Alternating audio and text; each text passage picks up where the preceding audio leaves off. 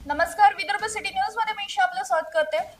आज दिनांक 27/4/2026 आयुक्तालय हद्दीत पेट्रोलिंग करत असताना गुप्त बातमीदाराकडून माहिती मिळाली की एक इसम निळ्या रंगाची मोपेड गाडी व अवैधरित्या दारू वाहतूक करून घेऊन जात आहे।